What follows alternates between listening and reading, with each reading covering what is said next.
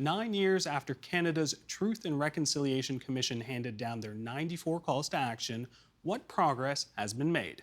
Marie Wilson reflects on her role on the commission and how far Canada has come in her new book, North of Nowhere, Song of a Truth and Reconciliation Commissioner. And Marie Wilson joins us now in studio. Thank you so much for joining us today. It's great to be here. Thank you. All right, I want to start off by reading a passage from your book about what the commission set out to do. It reads, "We set out to research and document the complete history of more than a century of so-called Indian residential schools, to educate the general public about the true history of this country, and to inspire ongoing reconciliation between and among Indigenous peoples and all Canadians. In other words, our job was to dig up almost 150 years of scattered, hidden history to find ways to drill it into the heads and hearts of people who generally knew nothing about it, and to convince everyone along the way that things could and should be different from now on. More honest, more respectful, more inclusive, more loving, more Canadian." Now, Marie, you were one of 3 commissioners alongside Justice Murray Sinclair and Chief Wilton Littlechild. Given this challenging undertaking, people probably might be surprised to learn that this is not an appointed role. You applied for this. Why? Well, the issue I already knew about. You know, I was a journalist for most of my professional career, and I had worked and lived and reported in a part of Canada that had the highest per capita number of residential school survivors of anywhere in the country. Even though people were not talking about it a lot at that time, you could see all around you the struggles and some of the challenges that flowed from how people felt about each other and how they felt about themselves. I grew up in a family home where my husband himself was a residential school survivor. And I was raised in one of the Christian churches that ran residential schools, even though I didn't know about it as a child growing up. And I came from a non-Indigenous background. So I thought, this is work that Canada needs to tackle. I have skills as a journalist. I have insights to the residential school story, and I have a perspective that is to the broadest reaches of all of Canada. I should offer that. I'll offer those skills and see what happens. I want to pick up on your identity. You are the sole non-Indigenous commissioner of the 3. What did you hope to bring to the table alongside your co-commissioners? Well, it's one of the things that we said throughout the commission, and I repeated in various ways in my book as well, is that, you know, the story of residential schools, which we've come to know in this country as having been a really problematic policy framework, a cruel framework in many, many ways, and a very disruptive one to the well-being of individuals and families and communities, that those were not things that were set in motion by Indigenous people for themselves. They were set in place by laws that Canadian legislators passed, mostly men at the time, and policies that were put in place and adopted and implemented by 4 of the largest national church institutions in the country. And so if those things were created and they created harms, why should it be up to Indigenous people on their own to try to figure their way out of that and move beyond that and heal from that? I really felt an onus of shared responsibility, and that even though I had nothing to do with any of that historically, I do have responsibilities in the present day, and I have responsibilities for what comes next, as I feel we all do. And so I wanted that perspective to be there, that we own that we own the history, and that we own the accountability for that, and that we own responsibility for going forward in a good way. In that excerpt that I had read earlier, you wrote that you were looking at 150 years of history all across this country. How did you know where to begin? Well, it was interesting. I mean, you have to picture, there was no guidebook for this Truth and Reconciliation Commission. Indeed, there was no precedent for a national Truth and Reconciliation Commission in a so-called Western developed country. This was the first. It was the first in the world ever to be looking at harms that were specifically against children. And it was the first to look at harms that happened in the context of state-sponsored legal decisions not in the context of military warfare, Right. not in a short term, but over the time frame of more than a century. So your question is right, it was huge, and sort of where do we go? So one of the things that's really important for all Canadians to understand, remember if they once knew, but certainly not forget, is that this Truth and Reconciliation Commission was not a government-sponsored policy. It was an obligation put on the government and the churches by the courts as a result of a massive class action court case. And what that court case said is that, among other things, there will be a Truth and Reconciliation Commission so that those 80,000 at the time living survivors of those schools who are not going to have their day in court because it's an out-of-court settlement will have a forum where they can come forward and speak their truth of what their experiences were and provide the evidence of their own life experiences as children. And so they gave us signposts as to how to do that in our mandate. We didn't make up how are we going to go about this, and the mandate told us certain things that we had to do. And one of the things they told us we had to do is to hold and support an unspecified number of community events, but also very specifically 7 national events. It didn't say where, it didn't describe the nature of them, but it said 7 national events. So the first thing it's important to say is that we worked with a survivors advisory committee, and they were representative of all the regions of Canada in the broadest sense. Well, I won't repeat that. They were from all over the country. And so they didn't all have exactly the same residential school experiences, but they had all lived through residential schools.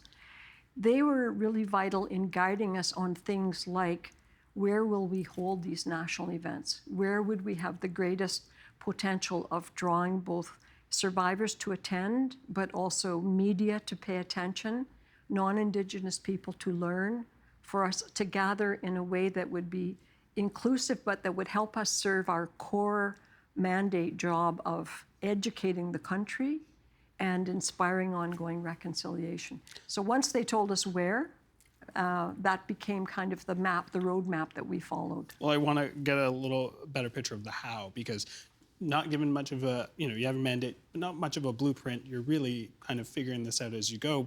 7,000 people over 6.5 years. That's a lot of stories. How did you manage that? Tell me a little bit about, maybe a particular event. How did that all come together? Yeah.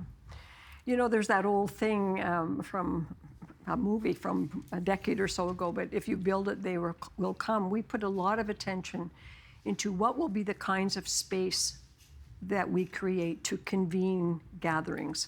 And one of the principles that we worked with is that we would, because Indigenous peoples are very diverse throughout Canada, not just are there First Nations and Inuit and Métis, but within each of those categories, great diversity.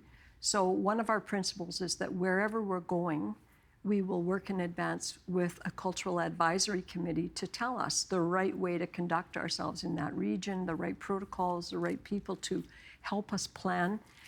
So that was the first thing, is to make sure that we had community engagement and support, and that we were guided by them, not showing up and telling them, here's what we're going to do.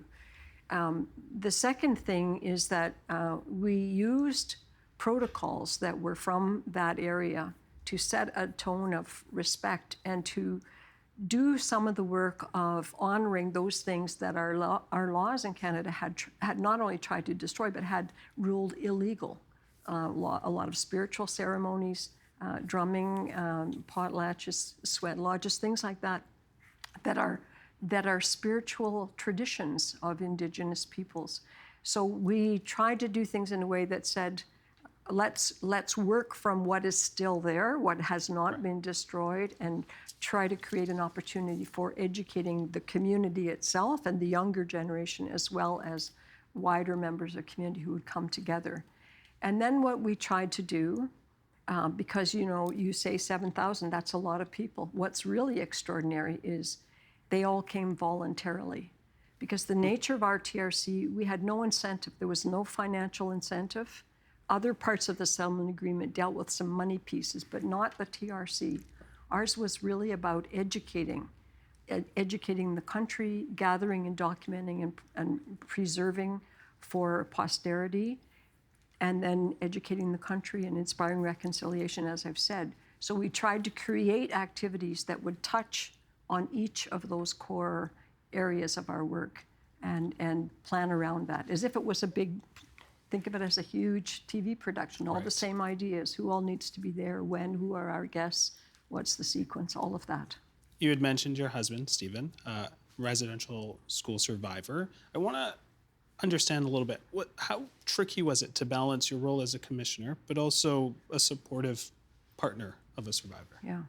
Well, one thing I'll tell you is that before I ever became a commissioner, we had big conversations in our home about it, including whether or not he should be considered as one of the commissioners. And we talked about it and the pros and cons, and should we both apply? Will we cancel each other out? Should one apply? Should the other apply? And so on. And in the end, what he said to me is, he said, I think you should apply because I'm not sure I could bear it. That was his own self-assessment. And it's relevant to your question because he was fully supportive of me from the very beginning and remains fully supportive of me as I continue to talk about it. But it was challenging to be away from home, huge amounts of time. 75 to 90% of the time we were on the road somewhere or other.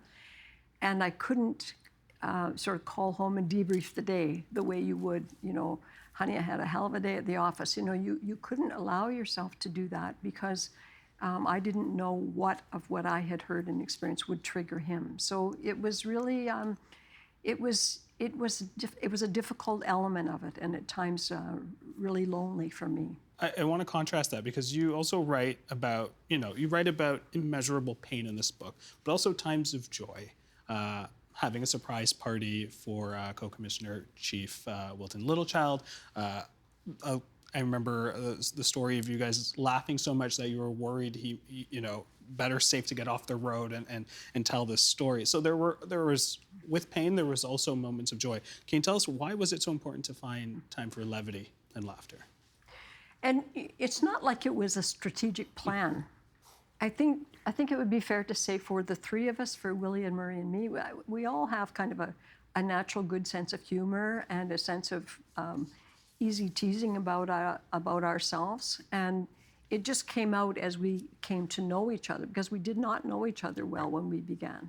And then we realized partly it was being true to our own natures, but it was also, we realized the importance of lifting ourselves up, when so much of what we were doing was challenging. And we built that in, not laughter so much as levity, into the way we planned our events as well, so that whether it was a talent show or a cultural presentation or a performance or a film or a dance or whatever, something at the end of the days to lift not just ourselves up, but all of us up. And we also witnessed that, I have to tell you, in ways that were so surprising for me initially, but really inspirational.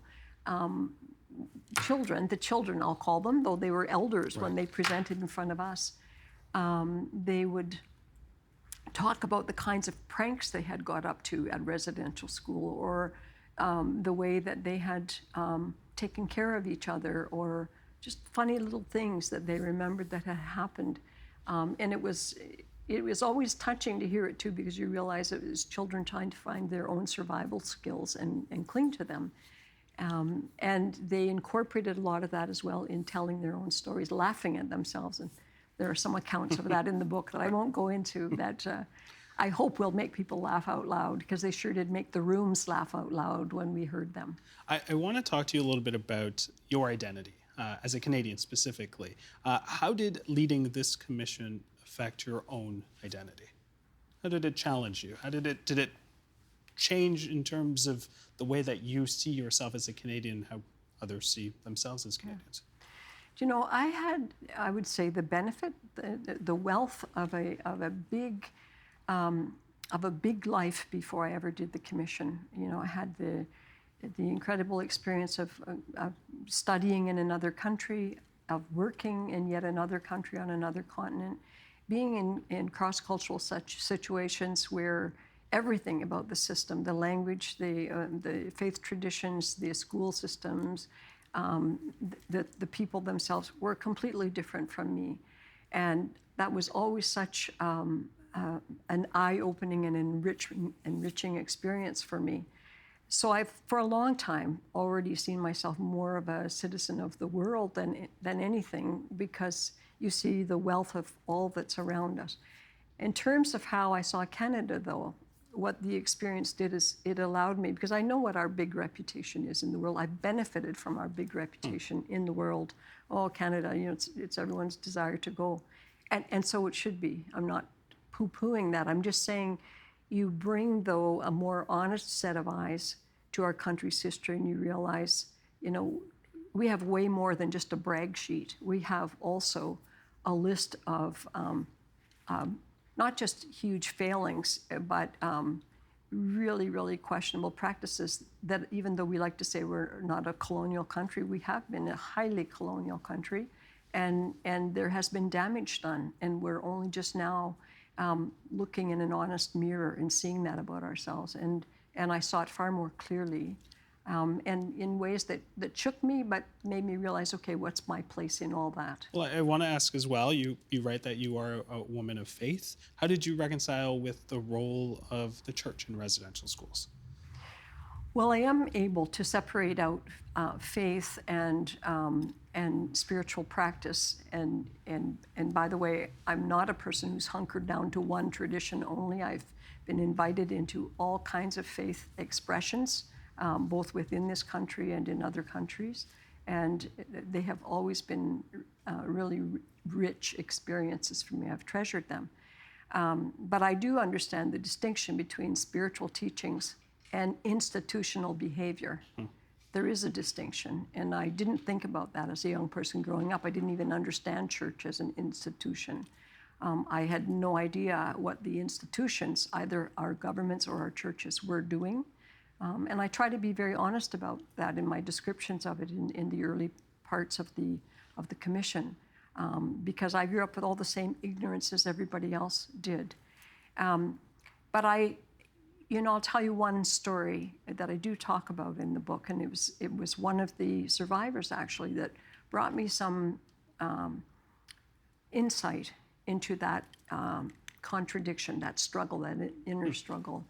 And I remember them saying one day, this was a person who was very grounded in their traditional culture, embraced it, but they were also still a practicing Christian and gave the church a lot of credit for helping them with their healing. And they said, I don't hate the church. It's the people who did these things to us. And what they said was, what they did to us was so bad, it even turned God into a victim. And I thought, you know, that's a sophisticated way of looking at it that takes you away from a place of hatred, and I want to hate everybody who's from this or that belief, to a place of, you know, we have failed in measurable ways, and if we have to separate that from what we are supposed to be doing and how we are actually conducting ourselves. We have less than a minute, and I have one more question to ask you. You and your fellow commissioners made 94 calls to action at the end of your commission. 9 years later, can you give us a progress report on how we're doing? I cannot, because I live in the far north still in Yellowknife, and I don't have a crystal ball to see what's happening all over the country. But I can tell you that I know of a lot of good things that are happening in pockets all over the country, and I am extremely impatient to see the creation of the National Council for Reconciliation as a mechanism that will be able to answer that question, so that we will all know, where are we getting better, where are we getting worse, what do we need to feel encouraged by, what do we really need to hunker down and put more attention and resource into. I long for that. But what I do know is this, with certainty, we are inching forward. It's all way too slow for me, but I know that there are a lot of good people. You're still talking to me about it 9 years later. I've been all over the country talking about it for these full 9 years. People have not stopped the conversation, and as long as people are still willing to learn and ask themselves, where do I fit into all of this?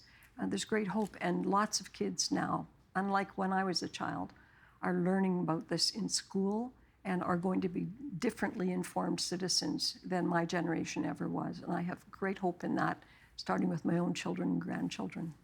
I'm going to slip in one more question. I want to ask, on the day of National Day for Truth and Reconciliation, September 30th, established 3 years ago, do you think this helps move that needle that we're talking about on reconciliation, or does it allow people to be performative or complacent?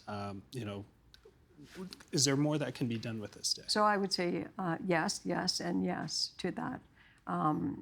It does help move the needle, and it can be performative, but Should it be a National Day of Service? It definitely should be a national day of reverence and calling to attention and remembering, and not just remembering at the level of, oh yeah, my head, but deep remembering, and then from there saying, why is this important, and what do we need to do to make sure that the next generation of our children not having to constantly be apologizing for the way our governments of today have continued to act. I want, first of all, not just Indigenous people to show up for National Day. I don't want people just to wear an orange shirt and there that box is ticked. I want people to, I actually care less about whether or not people wear an orange shirt as to whether they do something that is in the spirit of reconciliation, that people intentionally gather together, not as one group, sort of observing the other, but as new communities forming, new communities of action that can work together to address fundamental and systemic issues in our country. And I really want to believe that we don't become rote about that, we don't slide back into the amnesia of the past. We don't allow ourselves to do that, for the soldiers and the veterans of this country. And I don't want us to do that for the children who struggled and suffered in schools, who did not choose to enlist for that, and some of whom never returned. I want to make sure that we keep the markers of that memory alive, and that we keep the actions of a better way of expressing human rights in this country, because Indigenous rights are human rights. That we create a far better track record for ourselves on a daily going forward basis. Mary Wilson, thank you so much. Thank you so much for the work that you do and joining us in studio today. And I hope many people will read the book and maybe make it part of their annual reminder. It would be wonderful.